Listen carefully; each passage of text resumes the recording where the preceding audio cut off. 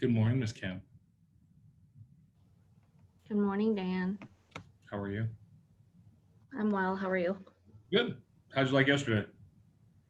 It was good. I wish I could have stayed for the rest of it. All right. We'll tighten it up. Let me ask you, what's one of the material things you're going to push for this next 12 months? A material thing? I need more clothes. Okay. There you go. Yeah.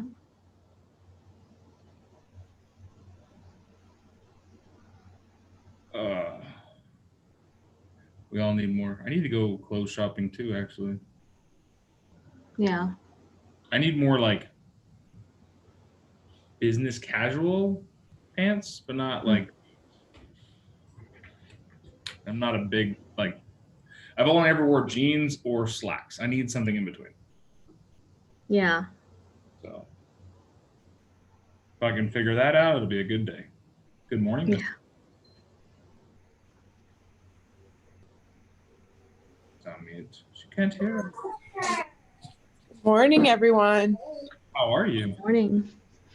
I am well. How are you? Wunderbar. Good.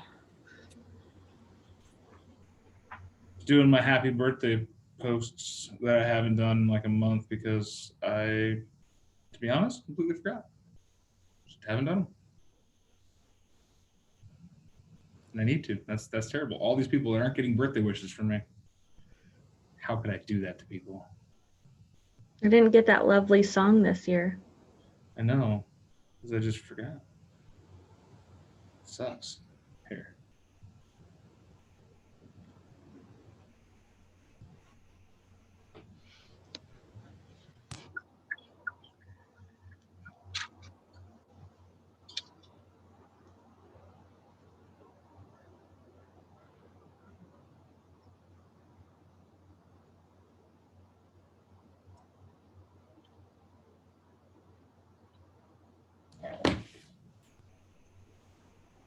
Better late than never. Take your phone.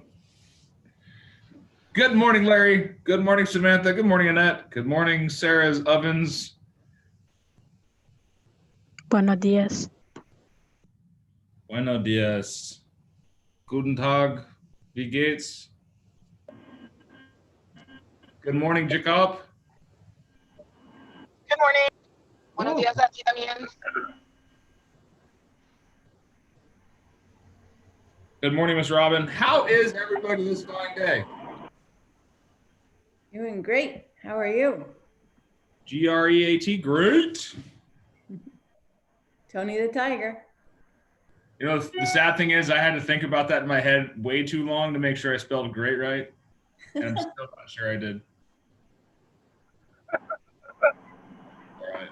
How is everyone's Tuesday morning? It is Purple Shirt Tuesday. Thank you for the purple love. I see it out there a little bit under Jason's jacket. Robin's got a purple sweater on also. Oh my God.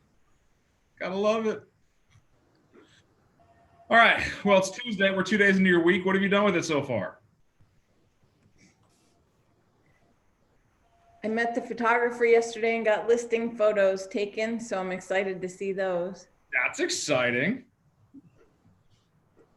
That's real exciting. That means moving up in the world. Photo time. I love it. Who else? What else you got out there, guys? I know you did something yesterday. I'm trying to get a hold of this lead, but she's not answering her phone, so. It's okay. Just like you, people call you and you don't respond until hours later. We got to remember that we're human just like us, so treat them like we would be treated. Go ahead, Larry. You had something too? Yeah, I'm into a new channel. First of all, nice to be back. I spent the entire weekend sick as a dog. I came on so strong Thursday afternoon, evening that by Friday morning, I literally was freaked out going, don't tell me this is COVID stuff. Literally went and got tested, fortunately negative, but just hammered. Really bad, like flu type thing, and you can probably hear it in the way I sound. Anyway, finally, it looks like something may be happening with my buyers, but of course, it has to come with a twist. I've got the friends of theirs have the neighbors who just got moved to a nursing home or assisted living, I believe, the husband and the wife. And the property is in a living trust of the husband and wife. The daughter is a title agency employee in Texas, the executor of the trust, and she wants to handle the sale out of her office in Texas with a lawyer. So I went and checked with folks at Title Security, took it all the way up to Mary Ann Christensen, and she came back and said, they can probably do that, which floored me because how can someone in Texas run a sale in Arizona? But it seems like it's actually the potential that they can do that. So this is going to get interesting to figure out what's going on. Part of the problem is my buyer is like, well, you know, if it's just a straight go to title thing, which he has done before in buying some properties. But in this case, you know, again, it's a Texas deal, da da da da da. It's like, I feel like there's no protections in this. And I said, well, absolutely. I mean, if we make an offer, we can make it on the Arizona contract. But if they don't want to accept all the provisions and timelines and stipulations in the Arizona contract and just want to do a straight deal with, you know, no other, you know, just you go straight to title. Here's what we're going to pay. That's the deal. They're a bit nervous about that, but they're interested in the property. So we're going to investigate that further. I've already talked to Lisa Sullivan about it. The backside of it is they also have to sell their existing home. So that brings another property into the picture. And it's going to be a bit complicated, but I'm going to face this as a learning experience and bring in as many people as I can to help guide through the process. Good. Well, sounds like a very fun learning experience. It's kind of quirky, but I believe that these quirky deals are what make us grow the most. Yeah. Let us know how it goes. I mean, that's the biggest thing is. Right. The bigger thing is that everything in the Tanqueray Valley, of course, you know, it goes on the market and there's 10 offers and, you know, cash money comes out of California and it gets ridiculously above the list price and they don't care. To California's like, oh, we got money. We'll just throw cash at it. We don't care. This is an opportunity to go into a deal without any competition. Yeah. So that's what I'm looking forward to. That's still working through these other issues, but and then on the other side, you know, selling their existing home. This is $1 million worth of business in 2 deals. That's going to be awesome. I hope so. Got it. This is why we're in real estate, for these glimmering soaps right now. I love it. Good morning, Dick. Good morning, Teresa. Good morning, Mara. Good morning, Adriana, Tony, Cindy. All you people jumping on the call. I love it. Good morning, Jennifer. Always smiling, driving to work. I hope you guys are having as good of a morning as I'm having. I'm not going to jump in and share congratulations, Dick. He's got a $630,000 house or whatever that was. So not 665 actually, out on Snyder Road. That went to contract what, a day or two after you listed it, Dick? No audio, Dick. Unmute.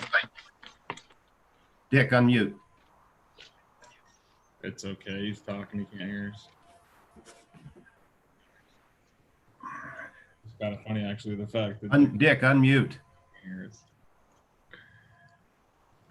That's the quietest I've ever heard Dick. Hey, Jason, by the way, congratulations. Thank you. I appreciate that. I was going to say, Larry, the sale, which will be December 14th, will pay for enough beer for a whole month. I can't believe it. It is a dream come true. I don't care what happened with the elections. I don't care what happens in 2021. I have 1 month of free beer. Oh my God, am I excited. Yeah. That's a great house. I am envious.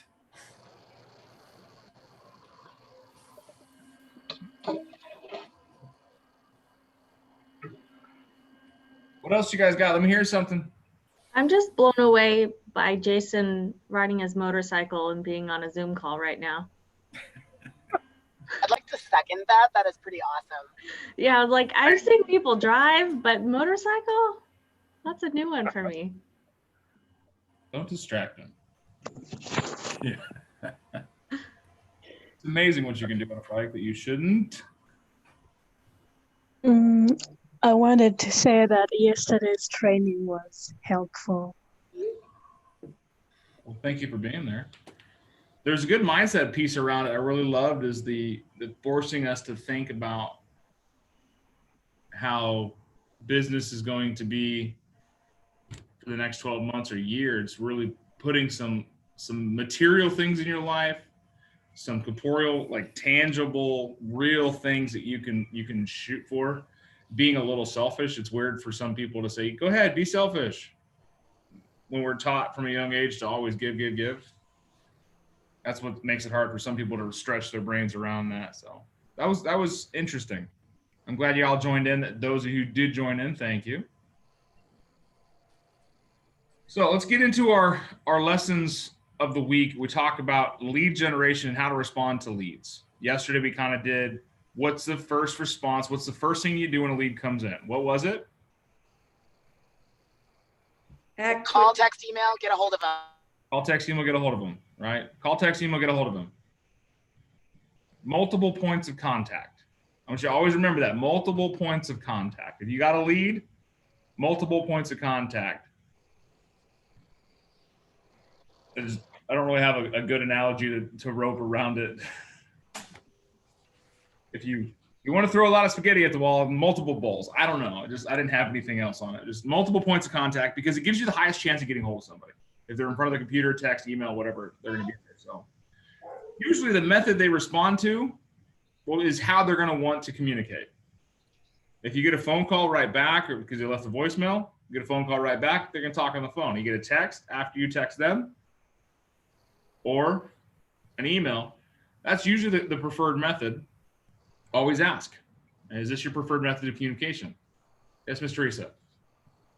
I was kind of desperate because I've been calling this person all week. And so I actually sent another realtor friend of mine to Nevada, to their house to knock to make sure they were okay, because they weren't responding. And I got a listing out of it. So yay. It was a little extreme, but it worked.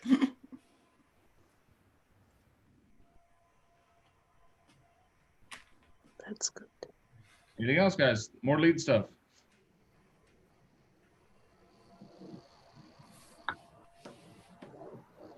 I think it's important to remember when you talk to a lead and they may not be ready, willing, and able to buy now, just to continue to follow up with them and nurture them until they are ready, because they will be your clients in the future. I love it. It's actually what we're going to pin on today. Is most of the time, what response are you going to get? I'm not ready. We're just looking. Not ready, just looking, just curious, just wanted some information. Right? That's really great to introduce Intralend to them. So Rich can, because he's really great with people, and he can really talk to them about, where they're at financially and what their options are. So it's really, really nice asset we have now. Yeah, it's pretty awesome program. I called him last night. He's gonna do some research for me on an interesting situation. So that's pretty cool. But Kim is absolutely right. They are your clients eventually. Not everybody's looking to buy or sell right now, not today. Sometimes this process takes a few months. Remember when you bought a house, or if you haven't bought a house and you're probably thinking about it, it's a process that takes a few months, maybe years. And if you had a real estate agent that communicated with you at a high level over time, hey, just checking in on you. How's your research going? What interesting information have you found? And then they become your friend and they find out, how's Timmy? How'd Gordon's test go? And then all of a sudden that time comes and they're like, hey, interest rates are super low. We should probably call that realtor guy. What was his name? Oh, he sent me an email last week, and they look it up.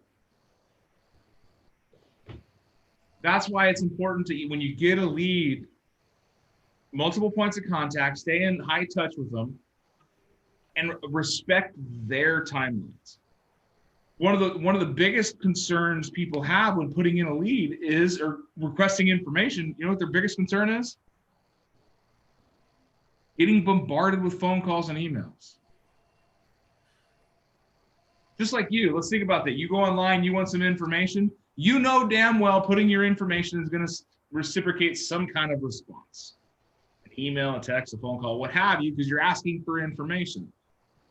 That's why every website has a put your email and phone number in to get subscribed. 1, 2, 3, 4. Get this information in here, blah, blah, blah. It's ridiculous, but that's who controls the databases, controls the market. So people know that they're going to put fake emails or fake phone numbers or fake names in there just to try to get the information. Every now and again, you're going to get a real contact, real information, and you're really going to be able to communicate with them. And they're not always going to be ready to buy right now, right this minute, but sometimes it's going to be later down the road. And a great line for that is, Mr. and Mrs. Client, I completely understand that. I've got clients that are looking to buy yesterday, as well as a couple years in the future. No matter where you're at in the process, I'm here to help you get information so you can make a well-informed decision.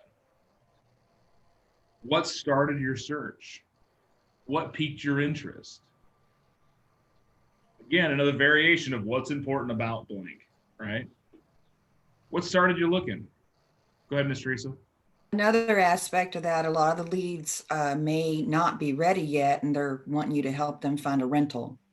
So, you know, by going in and pulling up a bunch of the property manager, you know, information, saying here's a lot of property managers here in Tucson, you know, give them that list, let them and search their websites. And so you're still helping them. And so you would love to help them get ready to buy, even if it's next year, and keep in touch with them. I send them different information as far as different programs that they can utilize, and like first-time home buyers information, just any little bit of information you can give them to portray yourself as their friend in real estate, Big Dan, that they're going to trust you and, like you said, come to you, even if it's a year from now. And that's the thing, is even from a year from now, that's why a lot of real estate agents, when they first get into business, fail out, is because they expect the easy return. They expect the right here, right now, not knowing that real estate is a sliding ledger, that your first year, your second year, your third year, your fourth year, your fifth year, it really comes at an exponential rate. Because those first couple of years, you're picking up scraps and morsels. You're getting the easy fruit. You're picking the low-hanging fruit, if you will. But the tree is full of fruit, and as you learn to climb, and as you've built more and more fruit, and you've got bigger and bigger trees, it exponentially jumps. And then boom, now you've got yourself business overhand, and this is a good thing. So it's all about lead generation, and that's one thing I feel like we don't lead generate because we don't know how to handle them. Somebody submits a lead on a house that you've listed, or one of us have listed, that have allowed you to run an ad on it. And I would expect you go and run ads on all kinds of listings. Pretty much any Keller Williams agent, you'll put an ad on their house that just listed and see if you can't find a buyer or a seller for it, and then communicate. A great line for somebody who's looking as like a buyer on a purchase property and they submit information, open your line. Dick, thank you so much for your email. I really appreciate the opportunity to help you with your home buying search. What was it about this house that you had questions on you could not see in the photographs? And that's an easy email because, one, you know they've already looked at the photographs, and it's narrowing down what questions do you have that you cannot see in the photographs. And then that's, oh, you know, you're right. Well, we were wondering, you know, where does the sun shine, or where does the driveway enter? Something obscure people have questions about. How are the neighbors? What is, you know, is there electric poles in the view of the mountains? That, you know, the photographs are going to hide everything. And then you can always put in the email, or would it be easier for us to get together and show you the house in person? Again, always going for an appointment base. If you get a response, fantastic. Run with it like a normal conversation. Build rapport. If you don't get a response, follow up tomorrow or later that day. Hey, Dick, didn't know if you got my email. Here's some more information about the house. And just come from contribution. Give. It's 15 minutes from the major shopping centers. It's 20 minutes to the freeway. It's located in a great neighborhood. Here's some information. Click on these links to get more information about this property. I'm available this afternoon or tomorrow morning to check the house out if you want to check it out in person. Look forward to hearing from you, your friend, Big Dan. Big Dan? Yes, ma'am. So what happens when you do those ads, but in this market, that house is already under contract? So they're not going to get to see that house. Again, what was important about the house that they looked at? So that's going to be important to them on the next one. And that'll be important to them. Exactly. Just because you have a client, just because you have a client that's looking at a house that's sold, doesn't mean that client's dead in the water. Doesn't that wasn't the sole and only house. Oh, nope, that house sold. I'm not buying a house anymore. That house is gone. I've only ever had one of those clients. And then they wind up buying a house a year later. That's the thing. What's important about the house? What stood out to you most? What attracted you to it? Then you're starting to get some information and gaining some momentum towards where you want to go. So. Robin, you can also like line up another one already before you even call them or discuss that one. And then it's like, this one just hit the market. You've got to see it. And then that way you can maybe set an appointment for them to get out and see it right away. If you have one sort of ready to go to put in front of them. That's smart. That's similar. Yeah, I answer by, usually I get the MLS number or the address they're interested in the lead. So I immediately look that up before I even contact them. That way I know what price point they're looking at, what area they're looking at, what type of house they're looking at.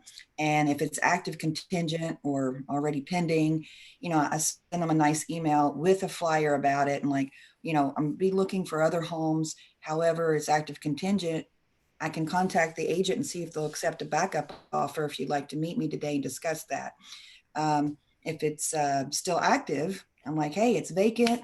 What time would be good? We can get together if you can run, we can run over and see that. So still, like you said, try and get the appointment, let them know you've already looked at the home, found out information about it. And I send, if it's active, I send them a flyer, from the MLS and a data sheet for the client.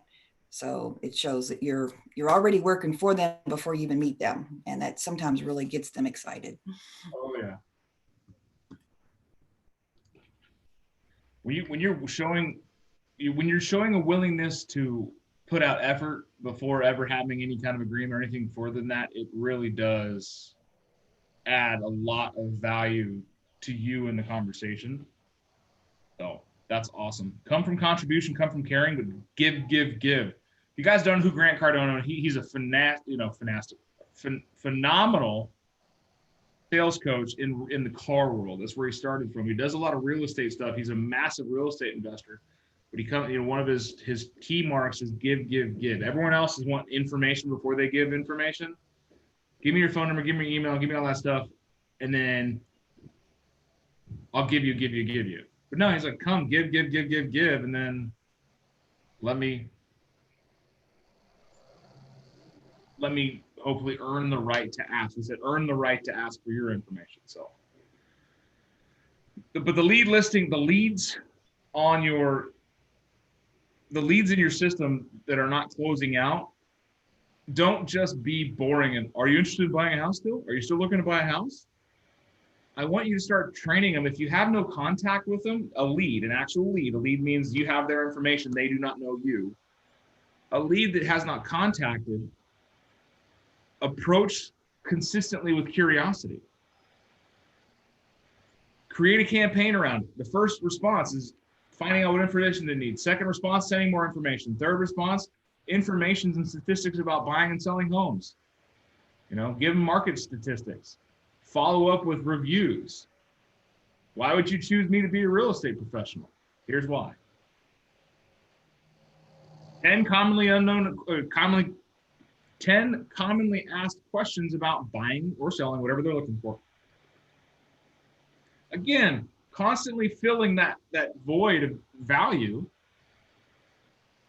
because I guarantee every person that they sent their lead to was like, hey, are you looking to buy a house? Are you looking to buy a house? Are you still looking to buy a house? Are you interested in buying a house? Hey, just checking in on you. Do you want to buy a house? Hey, did I drop the ball? Are you still looking to buy a house? No, not from you anyway. It's because we get lazy, and that's the easiest thing to go to is, you want to buy a house? Are you still looking to buy a house? We forget the relationship aspect of it. They submitted their information. If we have validated the information is good and their name isn't, Donald Duck or Dick Tracy, that confuses people. I have so many people that Don't know who Dick Tracy is. I like Dick Tracy. He was a good guy. Good at figuring things out. But that way, when they send you the information, we can violate it. I wouldn't defund them. Yeah. We can validate that it's a good email or good name. That just becomes a friend you haven't met yet. Show them why you should be the real estate professional. Don't just be waiting for someone to raise their hand and say, I'm ready to buy now. I guarantee somebody like me or somebody else on this call that's going to pick up on this and run with it is going to create a relationship with that person and have a fortified understanding of what they're looking for, create rapport, and become the economist of choice that they use for that. The reason they submitted a lead in the first place is because the realtor that they know in their life is not cutting the chicken. Not doing what they're supposed to. Before you guys got into real estate, did you know a realtor? Everybody. Yes. Everybody knows somebody with a real estate license. Does not mean they're a real estate professional. Does not mean that they're someone you would use to buy or sell a home with. Karen's like, yeah, that's absolutely correct. Yeah. Well, I was also going to say too, like if they're not willing to buy right now or sell right now, this gives us an opportunity to educate them and to where we want them, educate them enough to where they're so, primed that when they are ready to buy and sell, they know exactly what to do, exactly who they're going with, and exactly what's expected of them, I would think. Yeah, that's great. That's what I tell them. I said, I'm going to put you on the pathway to home ownership and walk with you, during this journey, if it's a year or 2 years, and just keep in touch. And Can I make a suggestion that on your business cards and on all your emails, when you sign your name, don't just say so-and-so realtor, say professional realtor, and tell everybody that you are a professional realtor. Because if you don't tell them, they'll never know that. And the best way to convince people you're professional is not only by your actions, but you got to tell them that you're a professional realtor. You're not a person doing this as a part-time job. You are not a dabbler. You're with the finest real estate brokerage in all of Southern Arizona, Keller Williams. You can do more for them and help them whether they're buying or selling just by telling them that you are a professional realtor and you have the entire resources of Keller Williams at your disposal. And that is the earmark of a professional, is knowing the resources around. And we all know Big Dan Caldwell, which cuts through all the ice. Cut through the ice. Cut through the mustard if you need to. Whatever you need. Hi, guys. Hi, Stephanie. Hi. Just like last week when I was sending out some information about a new home buyers class that we're doing, and I'm like sending it to different, or, talking to people and getting a feel for different things. And then I said, will you help me, look for people? And they're like, sure, I'll keep my eyes out. Then I'm like, okay, I'll send something to them. And then afterwards, even I'm like, oh man, maybe I shouldn't bother them with this stuff. But then I realized when Emily, a friend of mine or something, when she knows somebody or when she's going to need something, she will be grateful that she doesn't have to look everywhere. She'll just be like, oh, well, you know what?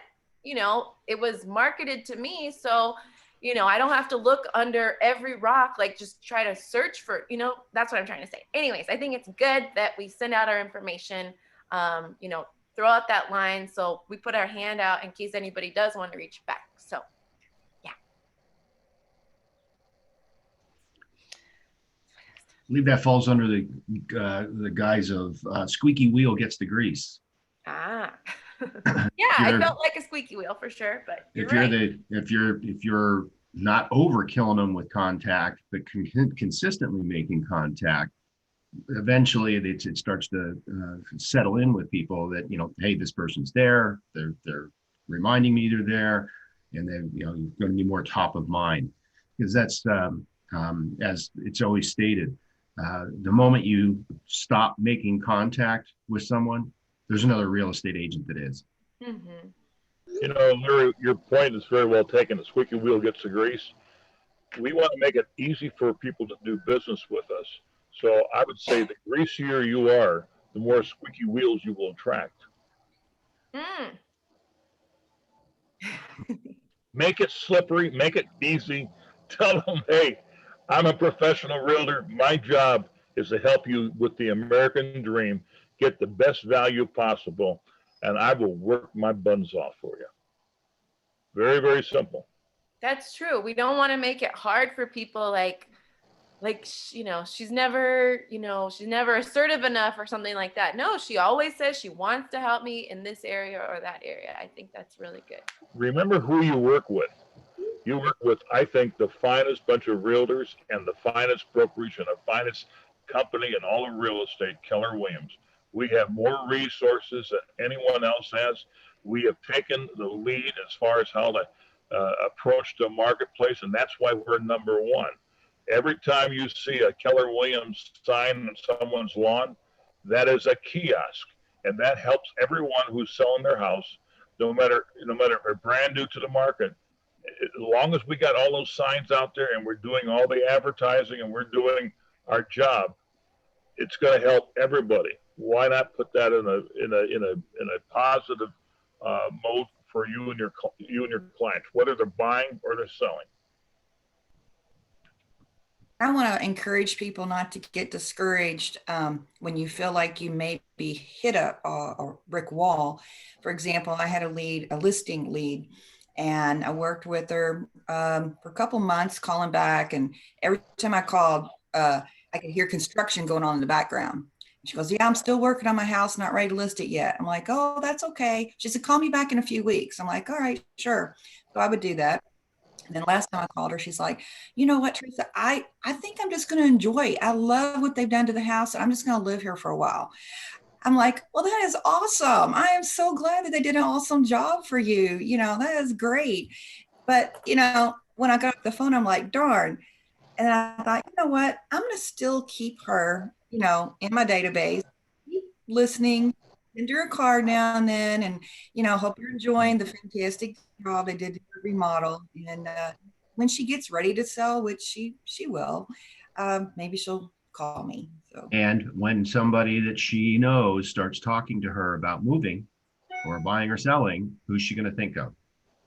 I hope so, because I wasn't like, oh, great, thank you. You know, I was like, oh my gosh, so they did do a great job. I have to get their number to, you know, to use them if they were that great. So that's building the relationship as opposed to, oh, they're not going to buy, cut them off.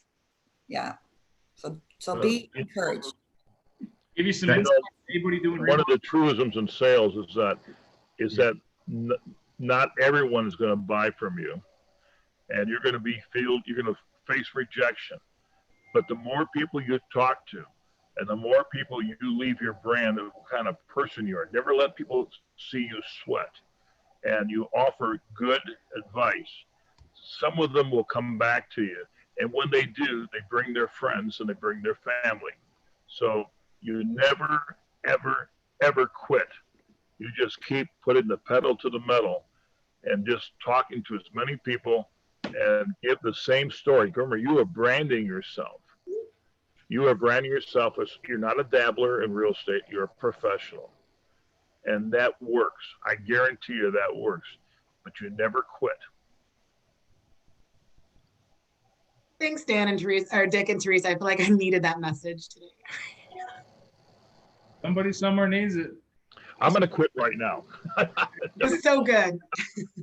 This is 8:32. I'm glad we have some participation this morning. This is what you need to do to start. At 155 years of age, I tell people I'm 155, but I look like 165. But I ain't going to quit. I won't quit on it. I even promise my clients that if you sign with me right now, whether you're a buyer or a seller, I promise you, I'm not going to die on you. I mean, I will keep myself alive until we get this transaction done. Now, I do it for a very selfish reason, because the more people I stick my neck out, the better chances I have of living a longer life.